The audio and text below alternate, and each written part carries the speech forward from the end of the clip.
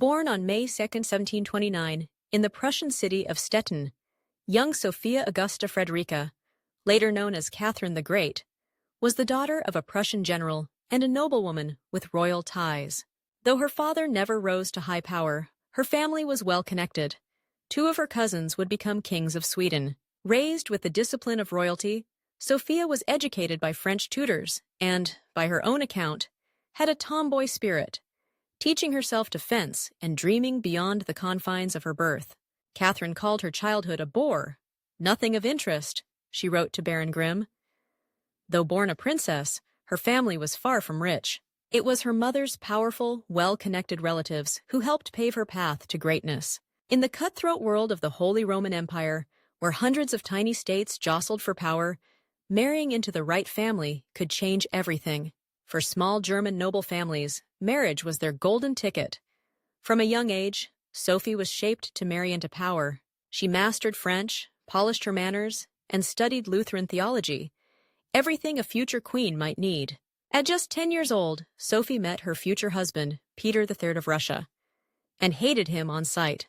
She wrote that he was pale, drank too much, and they kept as far from each other as the castle allowed. Sophie's path to becoming Tsarina was shaped by political scheming. Prussia and its ally Kmers pushed for her marriage to Peter to tighten ties with Russia and sideline Austria. But the plot unraveled, thanks in large part to her own mother's meddling. Joanna, Sophie's mother, was known for her cold temper, love of gossip, and obsession with power. Her schemes to make Sophie Empress angered Empress Elizabeth, who eventually banished Joanna for spying. Ironically, Elizabeth had once planned to marry Joanna's brother. Despite all the drama, Elizabeth grew fond of Sophie, and in 1745, Sophie married Peter. At 15, Sophie arrived in Russia, determined to win over everyone. She studied Russian tirelessly, even after falling ill with pneumonia. In her memoirs, she vowed to do whatever it took to wear the crown. Despite her efforts, her Russian remained accented, and she mostly spoke French at court, a tradition until 1812. Upon arriving in Russia, Sophie quickly fell ill with pleuritis, nearly dying. She credited her survival to frequent bloodletting, 4 times in one day. Her mother opposed this, which led to the Empress's displeasure. When Sophie seemed near death, her mother called for a Lutheran pastor, but Sophie insisted on an Orthodox clergyman. This won her favor with Empress Elizabeth, who grew to see Sophie as a daughter. Despite her father's objections, Sophie converted to Eastern Orthodoxy on June 28, 1744, taking the name Catherine and the patronymic Alexeyevna, in honor of Catherine I. On August 21, 1745, at 16, she married Peter in St. Petersburg. Peter, Duke of Holstein-Gottorp, was from a small duchy near Denmark. The newlyweds moved to Oranienbaum Palace, where they governed the duchy and prepared for their future rule of Russia. Catherine's marriage to Peter was unsuccessful, as it wasn't consummated for years due to his immaturity. As Peter took a mistress, Catherine became close with influential figures who opposed him.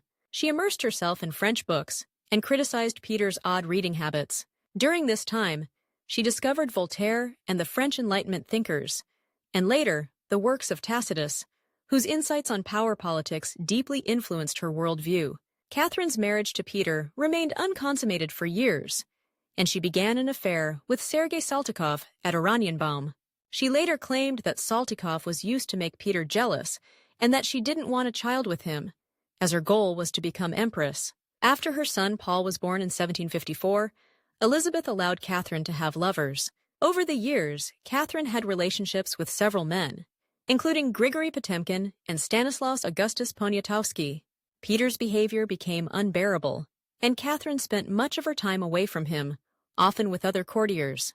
In 1759, Catherine had a second child, Anna, who died young. Rumors of her infidelities led Peter to question paternity, but Catherine denied the accusations. In her memoirs, she suggested Saltykov might have been Paul's real father. Before becoming empress, Catherine believed that happiness and misery depended on oneself, and she vowed to rise above adversity. After Empress Elizabeth's death in January 1762, Peter III became emperor, and Catherine became empress consort.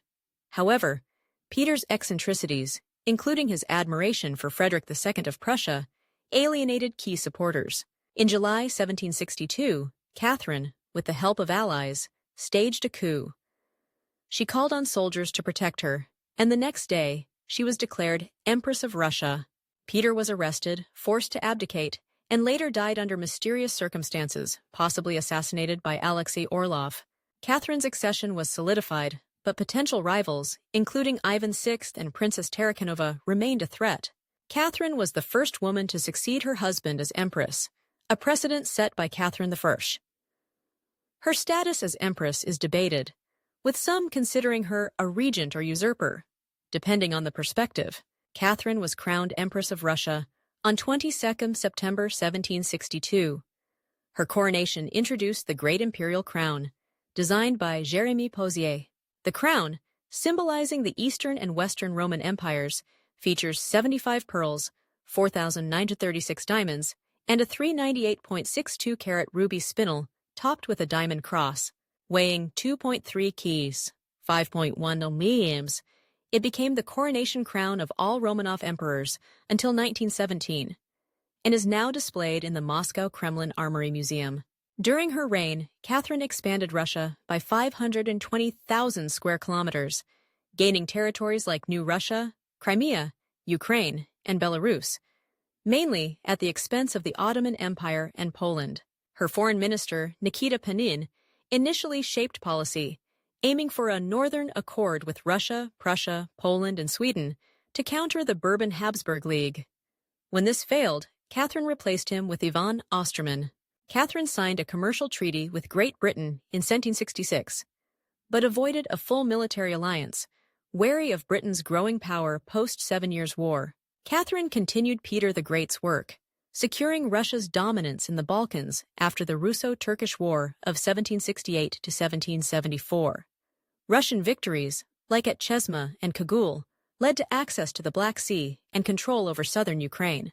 The Treaty of Kuchuk-Kainarka, 1774, expanded Russian territory and made Crimea a protectorate. In 1770, Russia promoted Crimean independence, but after failed efforts to support the local Tatar leader, Catherine annexed Crimea in 1783.